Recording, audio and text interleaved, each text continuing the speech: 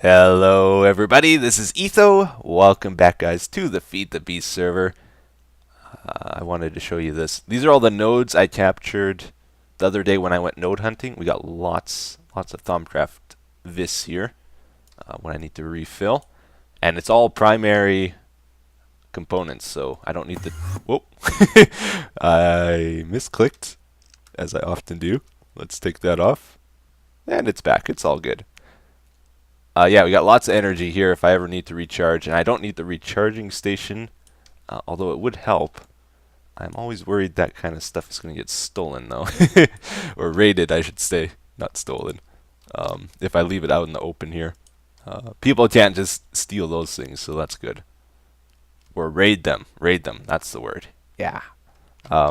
So, first on our agenda today, Dotjem said he left me a gift at my castle, and I've been anxiously awaiting to go check it out. I wanted to be recording though when I looked at it. So let's head over to my castle real quick. He said it's a gift, so it might be a gift. I'm always worried when people say gift though. It's actually something that's gonna kill me, because I'm the only person that has like a base that people know where it is on the server. So if anybody's gonna get pranked, it's probably gonna be me. And that is a bit concerning. I think this is it. It's loading a bit slow because I'm recording. Yeah, this is the area. There we go. There's my castle. Okay, so it's not a big big gift. It's not like a giant prank in the middle of my castle here. That's good. That's what I was worried about. Let's see. That's what Biffa left me. I hope it was a time-sensitive gift because it has been a day or two. I'm not seeing anything. Unless he left it by my bed here. Nope. Huh. I hope he didn't take it back. Because I didn't get it for a day. Oh, wait. What is this? This is it. It's a cookie jar. How did he do that? Is that Bibliocraft? I wonder if it's... I hope I don't break it if I try to pick it up. I think it's a single block, right? Or is that micro blocks? Oh no! Wait, it drops carrots? Cookie jar. Yeah, it is Bibliocraft. That is pretty cool. Oh, okay, it's got 8 slots. But it was cookies, not carrots. But it is a cookie jar, I guess, so whatever you put in it is cookies, maybe. Let's try put some gold in. Oh yeah, that's what it is. Okay, I get it. That is pretty cool. It looks neat. Wait, I put 2...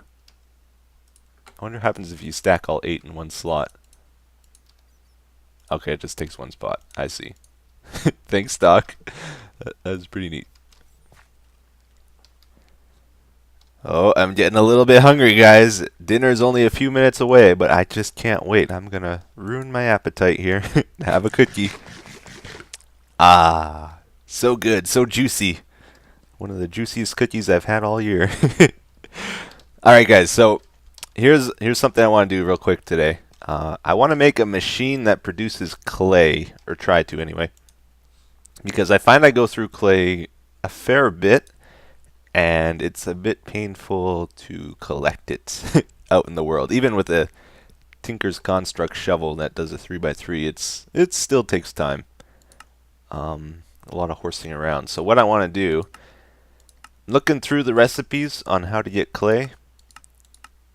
Of course, you can get it from bees, like all things, but it looks like our only choices are the sludge, byproduct of washing or gravel, or through slag. And you can get slag by this sand plus some type of pulverized ore. Will it'll cook it, it'll smelt it into the ingot, and then you get a 25% chance of getting slag. or you can get it from rich slag. But it looks like the only really good way here is to use this pulverized ore, right?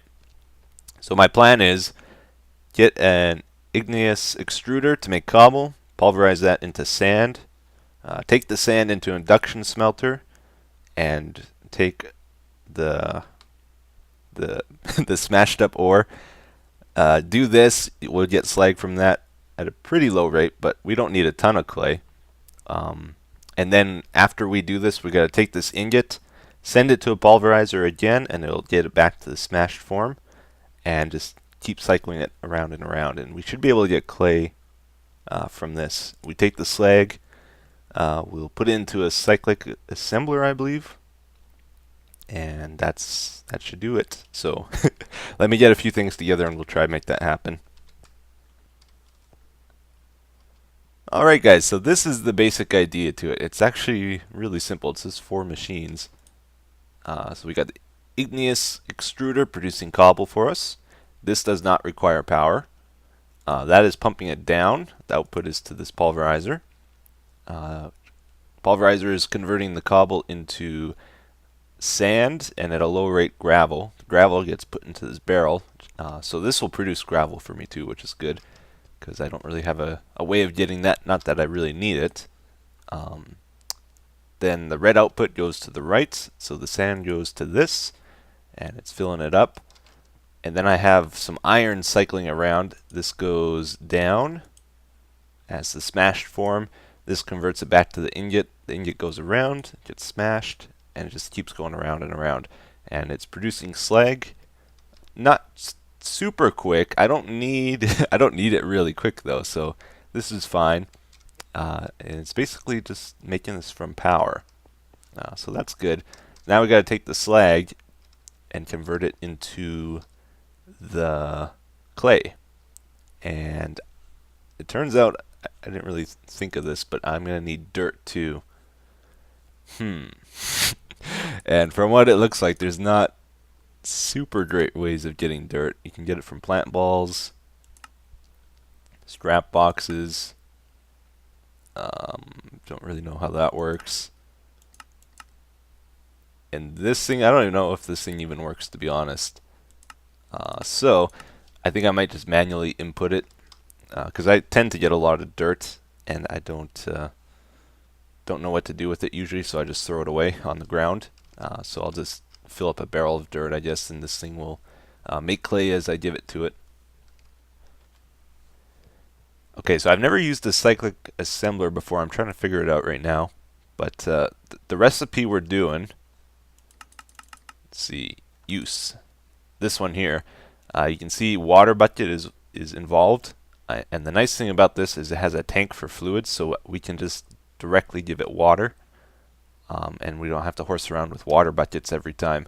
So that's pretty cool.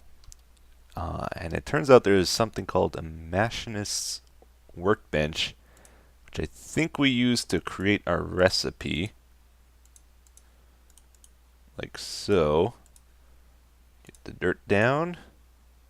Okay. Right schematic. Okay. Then I think I can take this, give it to this. Huh. I thought it would show up here. Oh, whoa, what was that? Oh, if I hold shift, it shows what it makes. That's cool. I believe if I put all this stuff in, it will show up. No. Alright, let me fool around with this. Oh, it doesn't have power. That's probably what it is. Okay, I think I got it all done here. We're going to try it out. I believe all I got to do is change the input to here. And stuff should happen. Ooh, that looks cool. It's like a spinning thing. Alright, so on the left side now we have an aqueous accumulator in the top left. That's feeding water into the cyclic assembler. So it needs dirt and slag and water to make the clay. That sends it down into this item duct. This is set on orange, which means round robin. By right-clicking, you can change it from clear, red, green, and orange. So this takes turns between sending the item down or to the left. If it goes to the left, it smelts the clay into bricks, because I also need bricks for things. And that is about all there is to it. So I also have a pneumatic servo installed up here, so I can filter. Only dirt and slag can enter to the left here. Only the iron ingot can enter into the right here. And on the back side, this is what it looks like. The item duct connects to the slag barrel and the dirt barrel here. Also have servos on here, so it'll automatically power it and pull the items out. That goes up to the middle. This thing I flipped too, by the way. So before the induction furnace was on the other side. It just works better with it being mirrored this way, I think. And I was able to keep all the barrels on the same level, which looks a lot better too. And I'm pretty happy with how it turned out. We have this so the two item ducts don't connect. And yeah, I should be able to get lots of clay from this, lots of bricks, and don't have to horse around with it all the time. You guys aren't gonna believe this. Guess what I'm gonna do? I need some barrel upgrades for the genetics lab we were working on last time. We're about to head over there, by the way. And to get barrel upgrades, you need a wrath igniter. To make a wrath igniter, you need diamond shards. To get diamond shards, wait a minute. To get diamond shards, you gotta blow up diamonds. Oh, it's like a mod made just for me. It's amazing. I really enjoyed that. Alright, so this is the scary part now. We take nether brick and the diamond shards, get the wrath igniter. Wait, what does it say? Dark iron ore is found near bedrock only for wrath lamps. I have found a couple pieces, but we need a lot of it. So that's why I'm doing it this way. And I believe, I don't know if you can do a big patch of it.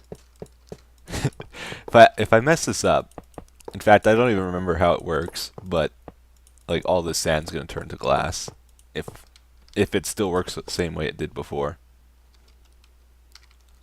I also don't want to be on the ground as I light this. Wrathfire is going away. Dark iron ore is found. What? No! No! I don't want to go find it. I want to make it. Oh, that's... Well, what does this thing do then? I don't think it's... I think it's just used to make wrath lamps now. Oh, I can't even use it on the sand. That was such a cool thing. Wonder why they got rid of it.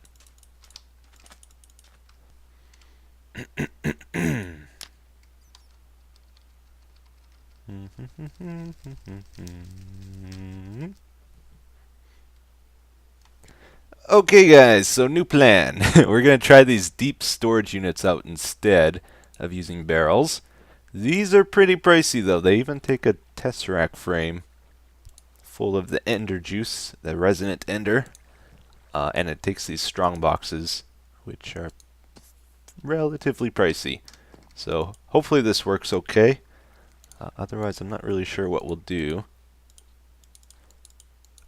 I guess I'd have to go mining for the dark iron stuff. I haven't seen too much of it though.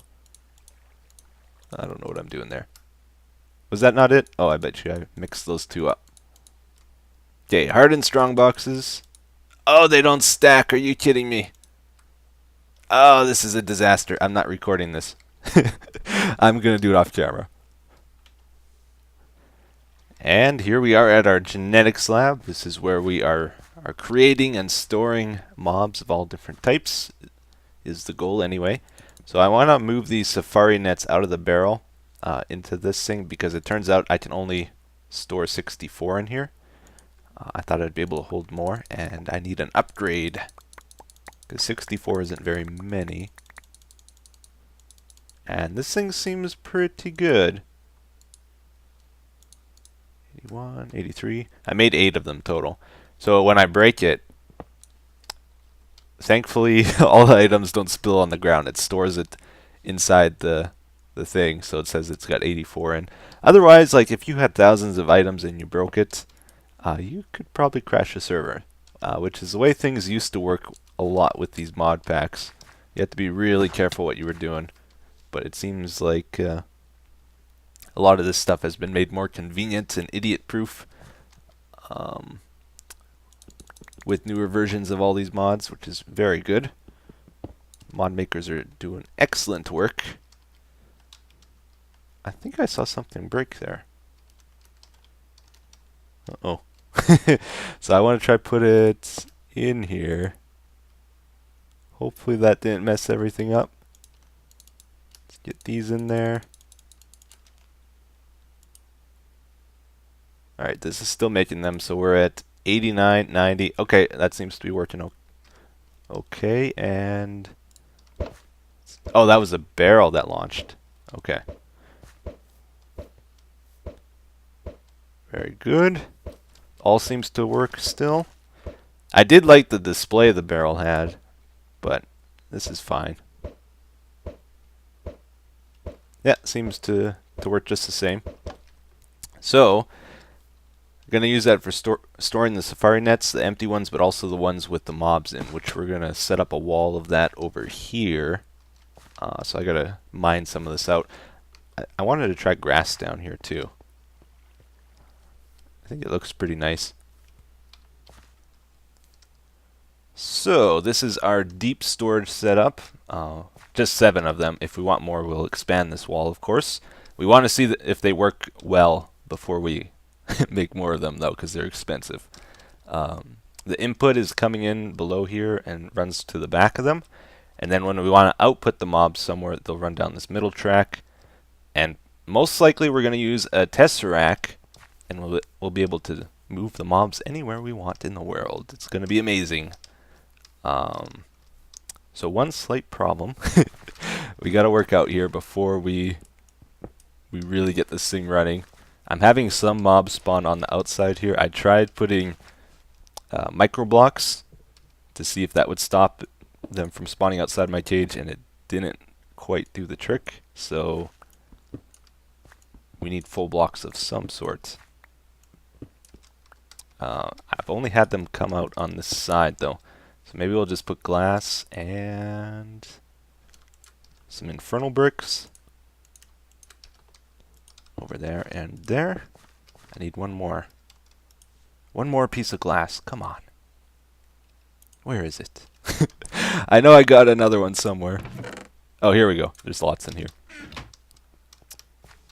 Okay, let's try this out now. We're going to turn it on. They might still spawn on this side, but I'm not sure. See, it's a 7x7 in there, right? Which is a lot of space, but they must spawn up to 8 blocks away. Probably like a normal mob spawner. Alright, very good. So this thing will let me collect drops from animals too, or from mobs. You see they're running down here into this chest. Ooh, we got a pink sheep. Currently I'm taking this wool and pulverizing it to get string for the whatchamacallit, safari nets. Okay, it's looking okay. Oh, we're running out of juice. I'm gonna risk it. So we're gonna put some real mobs in here now. Hey, why won't you die? There we go. That was weird. Let's try Taint Swarm first of all, maybe? No, actually, you know what? We're gonna go with Ghast. Let's do Ghast. Because I'm the only I'm the only one online. So this is a good time to do Ghast. Because they make a lot of noise that people can hear from a distance. So I'm worried somebody's gonna come across my base, like they'll be nearby and hear the gas if I use this when someone else is online. Okay, so we'll turn this thing on. What could possibly go wrong? Turn this on. And we should get gas in there, I hope. I think they'll spawn. And this thing will instantly pick them up pretty much.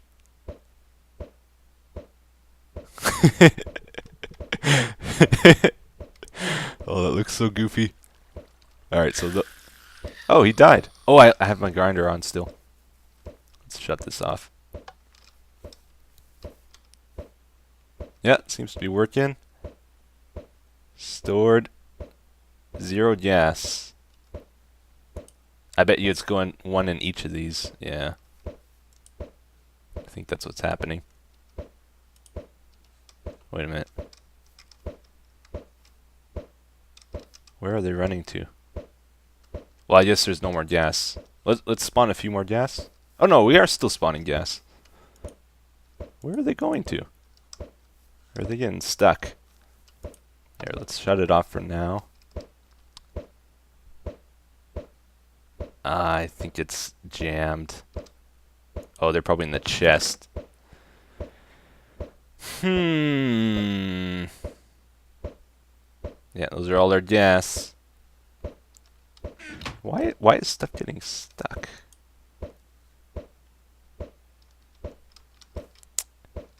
Well, that's disappointing. These might not work. Yeah, they're not gonna work. It turns out you can't stack safari nets with mobs inside. It says that item is different. So I'm guessing because mobs have different entity IDs, that's what's different about it. And that means the barrels don't work, deep storage units won't work, and the best route to storing these guys is most likely going to be diamond chests, or I'm guessing applied energy. Was it? Applied Energistics probably has some good way of storing things too that I may need to look into, but for now I'm going to try diamond chests. Although I see there's an obsidian chest upgrade that I'm curious about. So maybe let's take this diamond chest here. Oh. Drop some stuff off in this one because I'm all out of space. Alright. Just need an empty chest. Sorry, pink wall. You did not make the cut today. Store this. Get some obsidian. I doubt it's going to have more storage space, but if it does, I would really like to know this because I've never seen this obsidian chest before. I'm guessing, though, it just makes it more blast resistant or blast proof. Yeah, I think that's the same. 4, 5, 6, 7, 8, 9 by 12. 3, 6, 9, 12. 9 by 12. 9 by 12. Yeah, it's the same. Okay. So it's probably just diamond chests. I'll change these out. This thing's still giving me trouble. I don't know what to do. The way I thought this would work, in the back here, the inputs, I've got pneumatic servos installed. And I thought I'd be able to choose what mob type I want to enter this chest, which does work. So I have gas selected for this one here. All these other ones also have a whitelist, but they're blank at the moment. So if I was to trap gas in my cage here, this kind of mimics it. You can see they get sent up, and they go into this chest like they should. But then they get sent to my tesseract, which they should as well, currently. And I figured I would be able to set up a tesseract anywhere in the world and output the mobs to the device I need them, right? And I thought I'd be able to control it with the pneumatic servo on this end, so I got gas in the whitelist. So if I want a specific mob, I can put it in here. If I don't want gas, for example, I take that out, and now it should no longer send them here, right? But if we try it out again, this is the problem. They go up, go to this chest like they should, go to the Tesseract, and then they bounce back because it's not actually requesting them. And then they go back into these things, and they jam up my filters. So I don't know how to deal with that. I need some way of detecting if the items are traveling this way, back to these chests, and if they are, then send them back into this input stream. But if I just connect these, it's going to do like an infinite loop. So that's no good. I'm not really sure how to deal with it. Oh yeah, and I got a few things to show you guys too. If we look in this chest, not this one, one of these gas has 0 health. I don't know how that happened. Let's see if he'll die if I place him. Actually, let's clear some space. He shouldn't be able to do too much damage here anyway.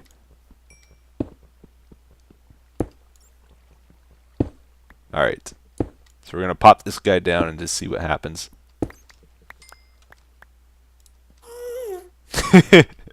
Instant death. Awesome. The other thing I found today, I went to the Nether for a moment, and we got another one of these mobs that has my gear on, and I trapped him in a safari net. I'm going to kill this guy, though, because he has a chance of dropping one of my items I'm wearing, or maybe multiple of them. He is pretty strong, though. We should trap him. Here, guy. I'm going to move you right over here in the corner. It's very nice here. And I'm going to wail on you. And hopefully you'll give me something good. Uh-oh. I don't think I got anything.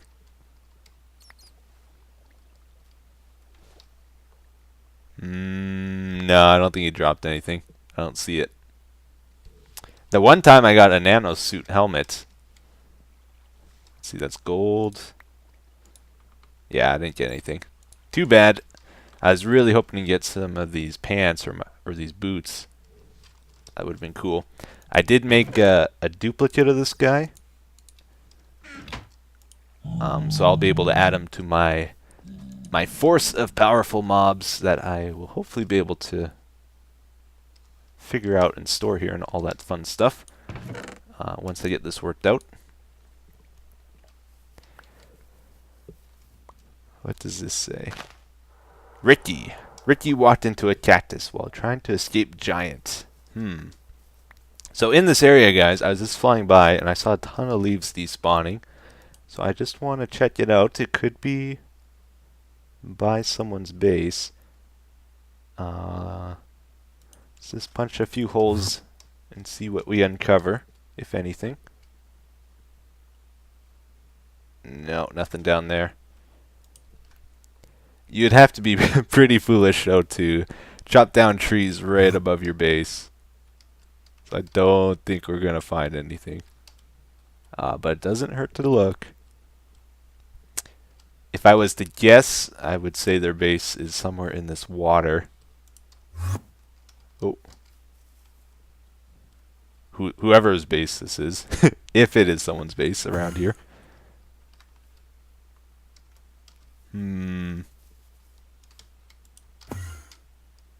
Oh man, this thing is so bad on the frames. Nope. Should we check the water? This is a big pool of water, though. Could be anywhere in here. Don't see any lights. I don't think this thing works underwater too well. I think it hits the water block instead of... Yeah, I can't check. Darn it. Oh, what is this? What is that? Oh, that's a mob hat. Okay. If I was to guess, I would say someone's base is in this water here, though. So I'm going to keep that in mind. Now, before we end our episode today, I do need to check our castle one more time because as I'm recording my episodes, guys, I usually watch a few YouTube videos in the background, as I'm doing the behind-the-scenes stuff and prepping for things. I'll watch a few videos throughout the day. And I watched Doc's Feed the Beast episode, his recent one, and that's where he placed the cookie jar here, and he strongly hinted in his video there might be a bit more to this, and I didn't activate a trap. It was by this dandelion. I don't get how that would activate it, though.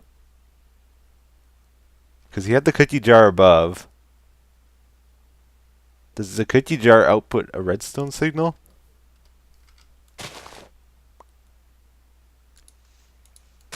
Or is he expecting me to find this and maybe the trap is when I break these? Oh man. 10 condensed explosives. I'm not really sure. I feel bad it didn't go off, but I'm not going to activate it knowing that it's here.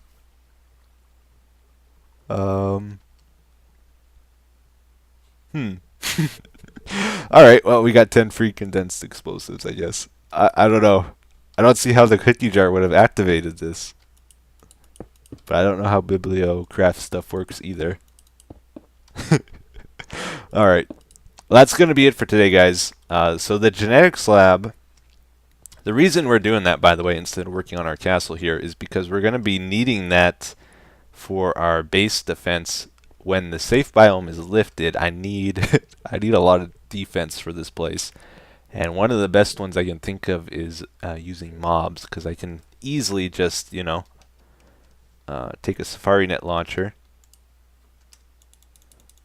hide in my castle, and when the other guys are outside trying to break in, let's see. What mode is this in? Oh, I I shot the ghast, This thing is pretty powerful. Oh, actually, they're by my machines there. Let's leave the area, shall we? I don't want them blowing up my energy cell I put over there. So yeah, if we set up some devices, we could easily launch mobs. And if we have a nice storage area of mobs, we could do a lot of damage of untold proportions. Anyway, so that's going to be it for today, guys. I hope you enjoyed today's episode, and I'll see you again next time. Bye-bye.